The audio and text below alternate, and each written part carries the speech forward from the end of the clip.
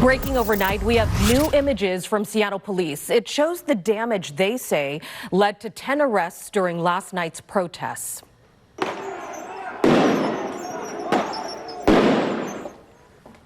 Now, according to Seattle police, demonstrators hit the streets just before 5 last night. They began at Cal Anderson Park. As demonstrators moved through the streets of Seattle's Capitol Hill neighborhood, police say some members of the group destroyed property. And you can even see as fire crews had to work to put out several dumpster fires. As officers moved to disperse the crowd, police say the crowd began throwing rocks, bottles, and fireworks. Still, Seattle police say things never got to the point where they had to declare a riot.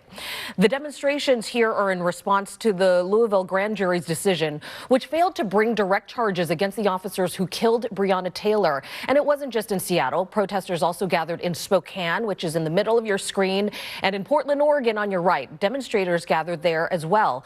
Many are vowing to stay on the streets until someone is held accountable. As CBS's Adriana Diaz reports, protesters in Louisville are saying the same thing. Protesters are gathering again tonight at Breonna Taylor's memorial. Activist Jeff Compton arrived early this morning, waiting for a friend to be released from jail. They have locked up almost 700 people in the past 124 days now. That is insane. Almost 700 people, and you can't even arrest 4 cops or find where they made a mistake or even fire them? Something's not right. At least 22 protesters were arrested overnight, most for breaking curfew. But activists say many are being overcharged with felonies. State Representative Attica Scott, who introduced Breonna's law in Kentucky to ban no-knock warrants and increase body camera use, was arrested Thursday while filming. They said encircle us. Okay. Sit down. I didn't know until we got here to corrections that we were being charged with felony rioting. Since Wednesday's grand jury announcement, of the at least 182 protesters arrested, at least 29 were charged with felony rioting. That's a Class D felony, the same level as the wanton endangerment charge brought against one officer for firing into a neighbor's apartment. Taylor's killing was not ruled a crime after the grand jury concluded the officers acted in self-defense. That decision is fanning frustration nationwide. From Washington, D.C. today to L.A. last night. They're basically calling for justice for Breonna Taylor. In Louisville yesterday, police deployed flashbangs after they say protesters ignored orders to move off the street. Don't get contingent until y'all make it contingent. Protesters say they'll stay in the streets until they get the justice they seek. Adriana Diaz, CBS News, Louisville. While that was going on, it was also another night of protest in downtown Seattle. This marks the 4th night in a row that we've seen protesters hit the streets. The damage wasn't limited to Capitol Hill as the march spilled into downtown.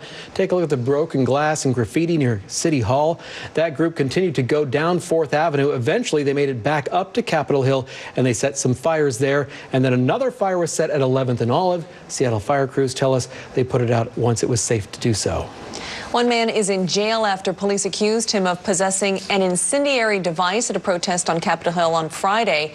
As KOMO's Nick Popham reports, the King County prosecutor is considering possible felony charges.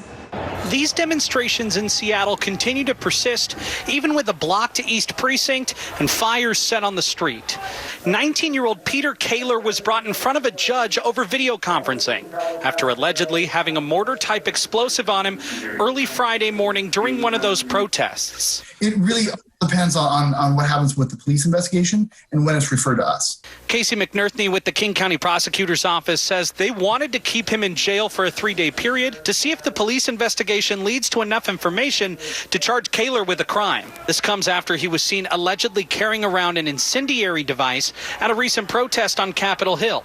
The attorney representing the teen during his first appearance says he shouldn't have to stay in jail because he says he has no prior criminal record, and the term mortar explosive device is confusing. This could have been a firework. It could be something else. I think it's a sort of a strange definition. But this is a situation that's more unique for the prosecutor's office. Most of the arrests from protests are misdemeanors, but this one is a felony investigation because Kaler allegedly had that explosive. We want people to know that we take violence and we take property destruction very seriously. And after seeing what's transpired with some of the situations stemming from these protests, McNerthney says they're taking time combing over the evidence. We receive the investigations from police. We independently review that information and then make the charging decision from there.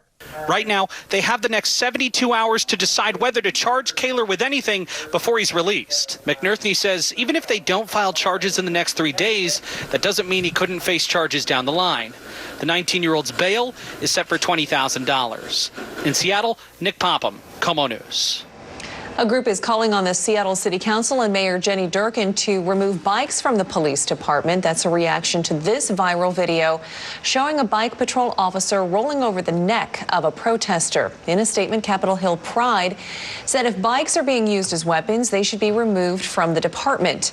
That officer seen on the video is on administrative leave, and the Office of Police Accountability is investigating. More than a dozen arrests were made in downtown Portland last night. Several law enforcement agencies were working with Portland police to keep the peace throughout the city. Authorities say rocks and other things were thrown at officers, and an unlawful assembly was eventually declared.